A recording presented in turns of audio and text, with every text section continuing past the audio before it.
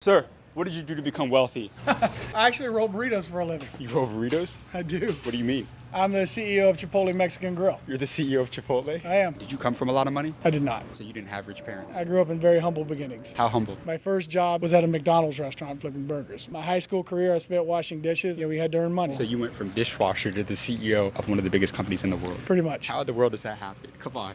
Look back at your career. Whether you recognize it or not, you're building a reputation within your industry. But I would tell you, you're always interviewing. And whether you think others are watching or not, believe me, they are. You will be judged on your ability to drive performance. And I'll tell you, you earn credibility by delivering results. So stop. I always say that credibility kills all bad attitudes. It sure does. Everyone celebrates the winners. You know how you network with successful people? Become successful. There you go. Let me I ask you love this. it. What is Chipotle going to do in revenue this year? We'll push close to $13 billion this year in annual sales, which is really incredible for our organization. We still feel like we can double that over the next 5 to 10 years. How is that possible? Just through growth and scale, both in organic restaurant growth, individual restaurant growth as it relates to comp sales performance, but also in new restaurant growth. This year we'll build between 315 to 345 new Chipotle restaurants. So we're opening a Chipotle almost every 24 hours here in 2025. And we believe we can get to 7,000 restaurants in North America and then probably double that again outside the United States. How many locations does Chipotle have right now? Just over 3,800. But you guys, there's no franchising with Chipotle. No franchising. Why not? I think it's important for us to protect the integrity of the brand. And I have been largely unwilling at this point to allow someone else to run the brand because I don't know that anyone can do it better than we can internally. And so I think brands get into franchising when they get to a scale that they feel like they can't manage or they need investment. And so they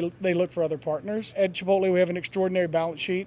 We call it a fortress balance sheet. We have just over $2 billion in cash or cash equivalents on the balance sheet with zero debt today. And we generate enough cash to continue to put cash in our reserves, do share buybacks quarterly, as well as support our own growth. What's the best advice you ever received from a mentor that business school won't teach somebody? So there's a difference between responsibility and accountability. If you and I are both responsible for a task, who's accountable? No one. And so we talk about this idea in operations around who's accountable. Who's the one person that has to ensure that this job gets done? We may share responsibility, but one of us has to be accountable. You know they don't teach that in school, right? I know. Do you have another business analogy like that could help some people out? There's an old adage in this industry, you can't save your way to prosperity. And I would lean into this idea of abundance versus scarcity, meaning I continue to invest in the consumer experience, continue to invest in the team member experience, and that'll always pay outsized dividends for you and your firm.